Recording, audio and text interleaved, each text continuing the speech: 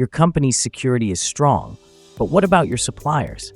Supply chain attacks target trusted vendors to infiltrate major businesses.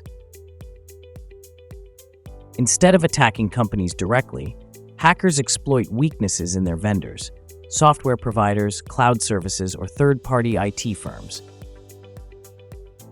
Hackers identify a weak supplier, breach it via phishing, malware, or stolen credentials, then inject malicious code into software updates.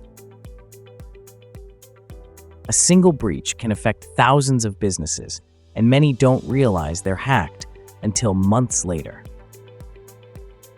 The SolarWinds attack affected over 18,000 organizations. Credentials were stolen from Target's supplier, affecting 40 million credit cards. Stay vigilant and never blindly trust third-party vendors. Regular audits and multi-factor authentication can prevent these attacks. As businesses become interconnected, these attacks will increase. The question is, how prepared are you?